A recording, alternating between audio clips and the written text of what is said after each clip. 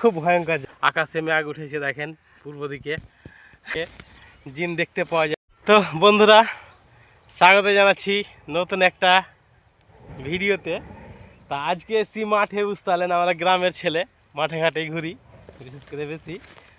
তো আজকে এমনই একটা ভিডিও দেখাবো যে প্রত্যেকটা গ্রামে ইতিহাস থাকে একটা করে। যেমন ধরেন যে এই হাদিস কোরআনে পাই জিনের গল্প, এই রাস্তাতে কিংবা এই জায়গাতে জিন থাকে, জিন দেখতে পাওয়া যায়, কি এই জঙ্গলটাতে এরকম। তো সেরকমই একটা লোকমুখে কথিত আছে আমাদের এলাকাতে, লালুর ঢাব।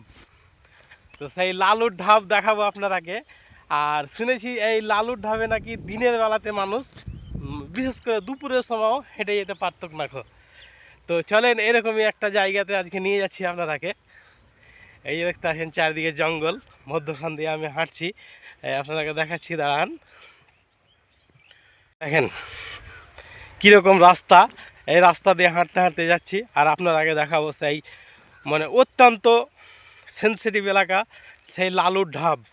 সেই লালুর ঢাবে নাকি মানুষ দিন দুপুরে যেতে পারতো না। তো আমাদের এখান থেকে গঙ্গা নদী কাছে, গঙ্গা নদী কাছে হওয়ার কারণে বন্যা হয়ে যায়। বন্যার কারণে জমিয়ে সেই ঢাবটা, মানে ঢাব যাকে বলি আমাদের গ্রামের ভাষায়, ডোবা জায়গাটা, সেটা এখন ভরে গেছে, দিয়ে এখন ফসল ফানি হচ্ছে, কিন্তু এখনও সেই জায়গাটা আছে, সেই ভয়ানক জায়গা। তো চলেন দেখাচ্ছি আপনারাকে। এই যে রাস্তা দিয়ে দেখেন অপূর্ব একটা দৃশ্য মাঠের, আকাশে মেঘ উঠেছে দেখেন পূর্ব দিকে, কত সুন্দর দৃশ্য। এই সেই দুপুরে হয়তো বৃষ্টিতে ভিজে যাবো এখনই, প্রায় কাছে এসেছি। চলেন এই জায়গাটা দেখাই আপনারাকে। মানে অত্যন্ত ভয়ানক জায়গা ছিল, আমরা গল্পে শুনেছি আর গল্পে শুনেছি আমাদের বাবা দাদা কাকাদের কাছে, কি যে এখানে নাকি জিন থাকতো, দিনের বেলাও মানুষ হাঁটতে ভয় করতো এই জায়গাটা দিয়ে, বিশেষ করে দুপুরের টাইমে। তো আজকে সেই জায়গাটাই দেখাবো আপনারাকে।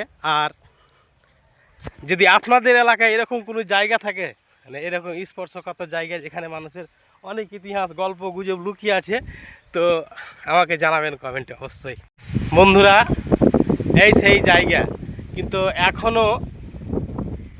এখন পলি জমে জমে গর্তটা ভরে গেছে, জলও থাকে না আর কিছু থাকে না।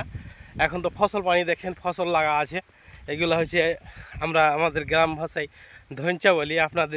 আপনারা জানাবেন একটু কি বলেন।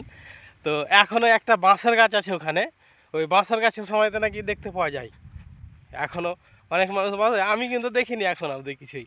চলেন ওই বাঁশের গাছটা দেখাচ্ছি আপনারাকে।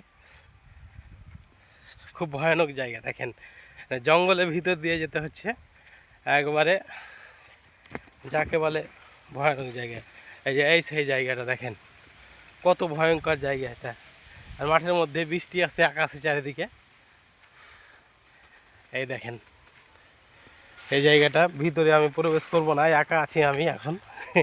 অনেকে থাকলে হয়তো ভিতরে প্রবেশ করতাম, কিন্তু এখন করবো না। দেখেন কত ডেঞ্জারাস জায়গা এই জায়গাটাই। দেখেন এই জায়গাটারই কথা বলছি আপনারাকে।